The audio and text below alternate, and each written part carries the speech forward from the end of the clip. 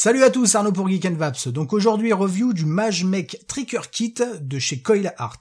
Alors ce kit de chez Coil Art est un kit complet où on va retrouver à la fois un mode type tube mécanique, alors tube mécanique hybride, à faire très attention à l'utilisation de ce type de mode, et un dripper double coil, simple coil au choix, axé bien entendu relativement gros nuage et adapté à notre mode. Alors c'est assez marrant de voir ce type de kit débarquer, on voit énormément de modes électro, de choses comme ça, et là entre guillemets ce petit retour à l'ancienne est assez marrant, sachant qu'on est sur un mode en cuivre, donc relativement lourd, hein, on sent le truc, en plus il est relativement balèze. Alors notre MageMech Trigger Kit arrive dans une petite boîte en carton, toute simple, différentes couleurs de disponibles, donc Black, Brass Red, Blue Copper, Silver, Multicolor, à savoir qu'ils sont pas tous de la même matière, on en a vu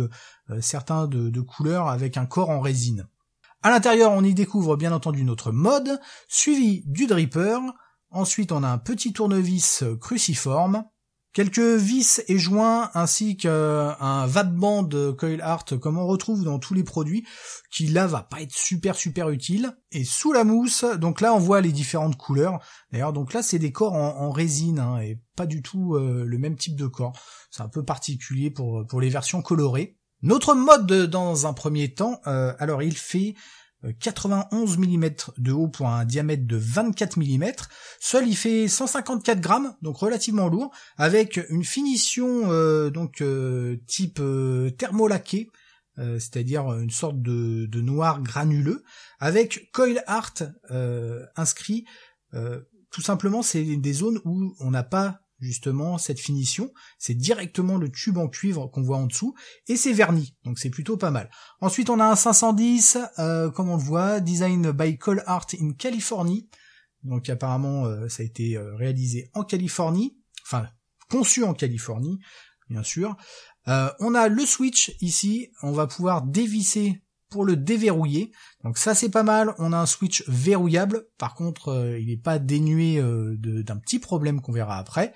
On vient dévisser ici la deuxième partie pour accéder en fait à l'intérieur du mode, intérieur où on va avoir une sorte de tube, alors je sais pas si c'est du Delrin ou du plastique, en tout cas une sorte de tube isolant, ce qui est plutôt pas mal aussi.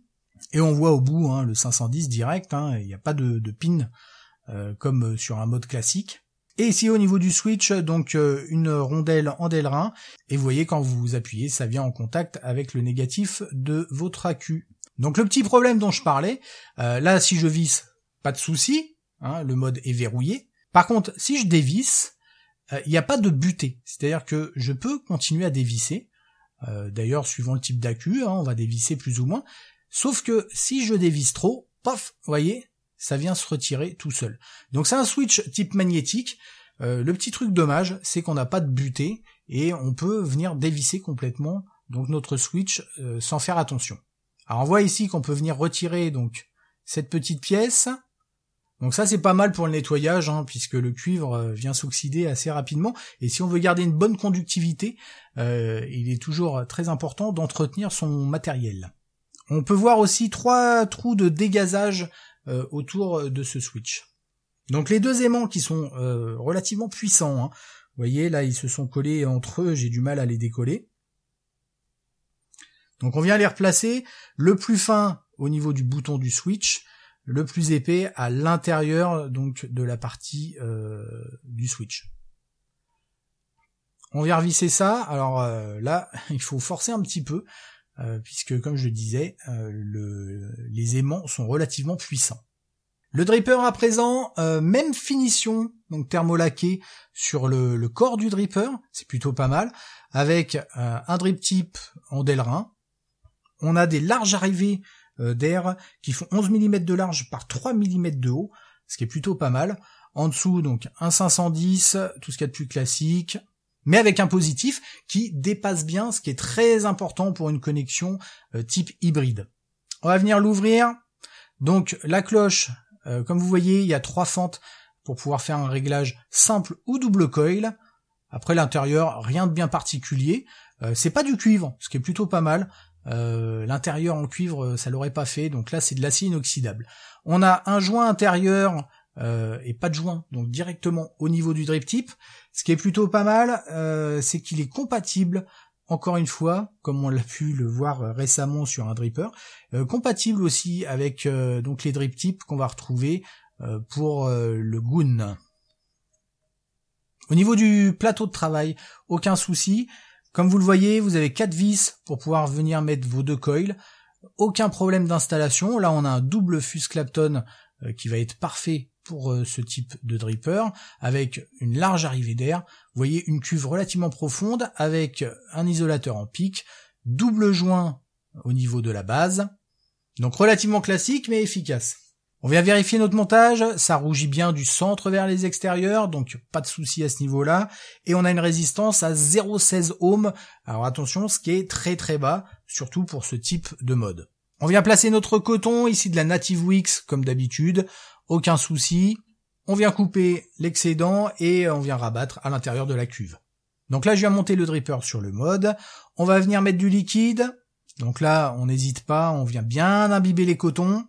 Donc là, on va venir mettre en place un accu. Attention, l'accu doit être en parfait état. Pas de wrap abîmé, pas d'accu bas de gamme. Utilisez de préférence des VTC 5, des Samsung 30Q, des accus en fait à gros rendement. Ça, c'est très important. Et on vient shooter, on voit ce que ça donne. Vous voyez, ça envoie très fort. Je vais remettre un peu de liquide et on va remettre la cloche en place. Donc vous l'avez vu, quelque chose plutôt de simple mais efficace, plutôt joli esthétiquement, en plus avec ce dripper, ça vient vraiment bien finir notre ensemble. Donc là, je viens déverrouiller tout simplement mon mode, alors suffisamment. On va appuyer, voir si ça envoie. Ça marche direct, Et puis bah on est parti.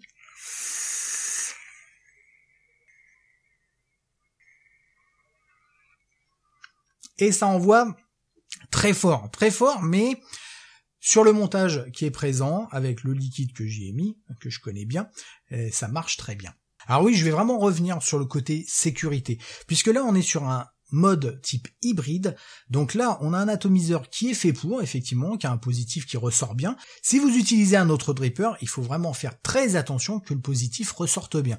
Si vous avez quelque chose qui ne ressort pas, vous pouvez avoir un problème, clairement. Si le négatif et le positif viennent en contact du positif de l'accu, c'est pas bon du tout. Donc faites très très attention avec ce type de connexion. C'est un matériel qui est réservé vraiment aux vapoteurs qui ont l'habitude des vapoteurs entre guillemets avancés. Mis à part ça, une très bonne surprise, ceux qui aiment ce type de connectique, justement ce type de mode, vont être ravis, puisque franchement, il fonctionne très bien.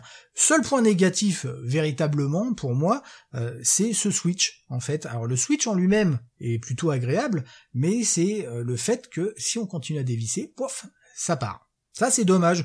Une butée aurait été vraiment sympa. Bon, après, ma foi, pour une fois qu'on a un système aussi de verrouillage, parce qu'on a pu voir nombre de mechas sans système de verrouillage. Là, en l'occurrence, il y en a un, donc c'est plutôt pas mal ça. Et j'avoue, le dripper, qui est pas forcément exceptionnel, en tout cas fonctionne très bien. Le système de montage marche plutôt bien aussi. J'ai oublié de le préciser d'ailleurs, on a justement un plateau en laiton, en fait, plaqué or. Donc au niveau conductivité, ça envoie plutôt pas mal. Concernant son tarif, en regardant sur internet, je l'ai vu en moyenne à 75,90 € pour un kit complet, ce qui est plutôt pas mal. En tout cas, merci à Coilart pour cette découverte, qui est véritablement une bonne surprise et qui va un peu à l'opposé de ce qu'on peut retrouver en ce moment. Et en attendant, on se retrouve très rapidement pour de nouvelles aventures. Merci d'avoir regardé cette vidéo, n'oubliez pas de vous inscrire ou de participer à l'Edus, et en attendant, une très bonne vape à tous. Quoi le bordel? C'est livraison de pizza? Non, ils viennent pas livrer des pizzas à 5h du mat. Ah, les journaux, livreur de pizza. Livreur de pizza à 5h du mat, tranquille. Oui, parce qu'on tourne à 5h du mat, parce qu'il fait super chaud, alors il y a qu'à cette heure-là que c'est à peu près supportable, et encore je suis en caleçon. Voilà.